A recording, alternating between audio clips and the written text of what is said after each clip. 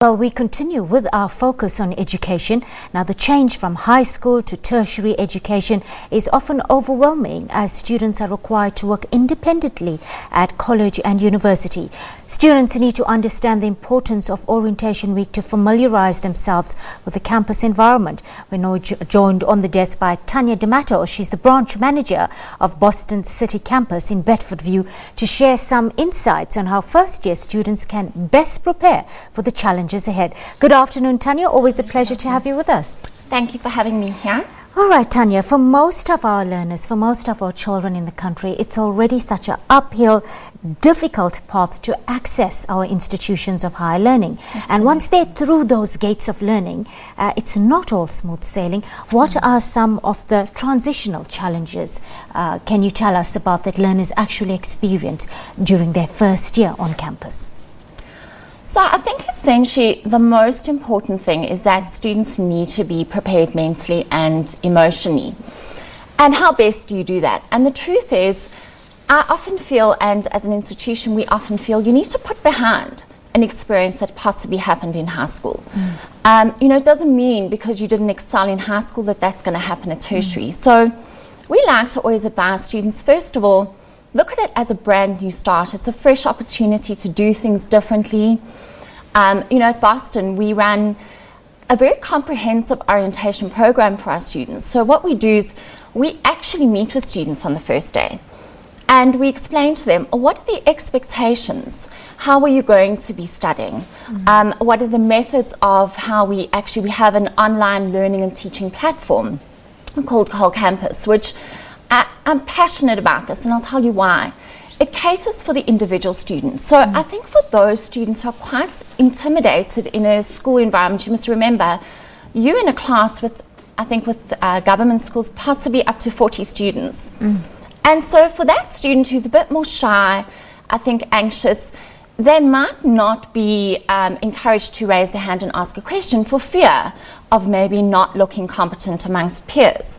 Whereas at Boston... So it becomes almost a self-esteem issue. Yes, absolutely. Yes. And the platform that we offer, what's so nice about it is that it removes that whole anxiety. So when we have our orientation program, we allow those students to actually go onto the Whole Campus platform, see exactly how it works. We meet with them as staff as well, and we advise them. This is who you should be asking questions to. Our academic support staff, what do we do? What are our functions? We actually also equip them, we give them a file. So, they're very au fait with what they need to do when they actually come in for their first Just class. On that point and the level of academic support offered to students on campus, when it comes to the the crucial self-management skills or abilities that are needed to success at university level, because like you're saying, it's a completely different ball game from high school. When it comes to skills like being well organized, knowing how to work independently, learning independently, and then using time productively, those are just naming a few. Sure. How well developed are our students when it comes to those kind of skills, Tanya? And is it being adequately developed at school level already? What are your teachers or your lecturers saying from their classroom experience? So at the Bedfordview branch, we deal essentially with private schools as well as government. All right. So if I can put it to you this way, we have the fortune of actually having students from different backgrounds. Yes. And the truth of it is that as a student, if you're not going to take accountability and responsibility as well, I think the transition is going to be a lot more difficult. All right. We encourage our students to also realize your career starts from the day that you set foot into a tertiary institution, because if you think about it, if you're going to be studying to become a manager, your approach to your studies needs to be exactly the same as it would be if you were going to go out into the workplace. You need to show up, you need to not just be there physically but mentally as well. So we have the fortune that a lot of our students are well equipped. If they're not, however, what Boston offers is, with our platform of how students study, they're able to contact those educators. It's a platform that allows immediate access to them. If they have questions or concerns, they're answered. From a support structure as well, we like an open door policy. For me, it's important that Boston becomes an institution that's home from home. that you are comfortable enough to come to you and say, you know what, I'm feeling anxious about my studies, or I'm not quite sure how I should prepare for exams. So you've got the educator you can contact, but then you've also got your support staff. So for me, it's absolutely critical. Communication is key. All right. And if we are aware, we can intervene. All right. Tanya, I just want to shift focus for a little while, all right? Sure. So let's quickly talk about the application and the registration processes.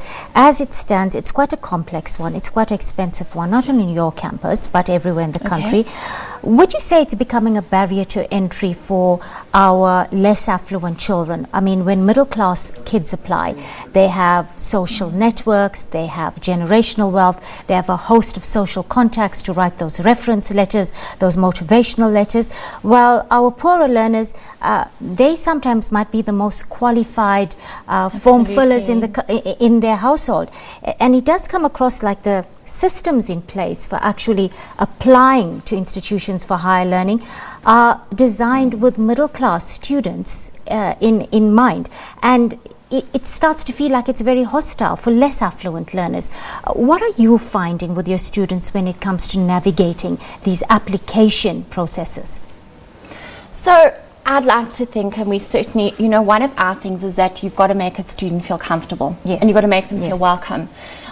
Because that's now, they're going to spend the next minimum 3 years studying. How do you start closing that gap? So the first step, I think what's important, and that's part of what we actually do, we go out to schools. So in some school environments, we're able to actually meet with grade 12 learners, sometimes grade 11, possibly even the entire sort of high school, depends on the school. So already from there, we're starting to inform students and say, this is what you need to do to apply. We then obviously invite them to come into the branch.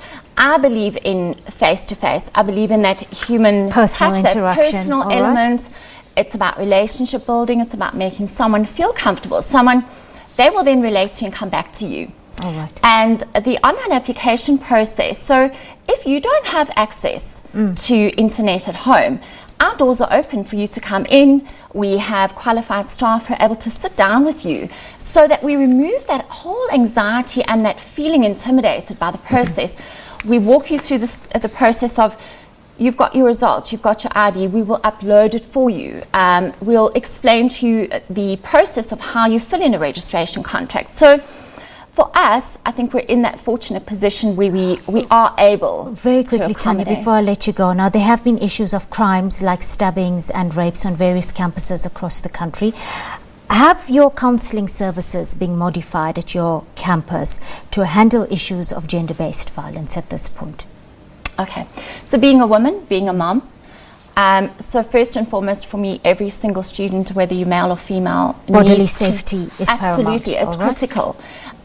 Parents and sponsors are entrusting their students in our care for that period of time. So for us, I can only comment on my particular branch. We're at Bedfordview. However, you can't have a naive view that things don't happen. So we have our own security there. The minute there's an issue, we address it straight away. So it doesn't matter whether it's gender-based. It could be something around alcohol. So we've got very strict rules, very strict systems in place. Again, it's something I like to be actively involved with and keep an eye on. Tanya, thank you so much for sharing those insights with us on the SABC News Desk. It's been lovely chatting with you this afternoon. Thank you for having me.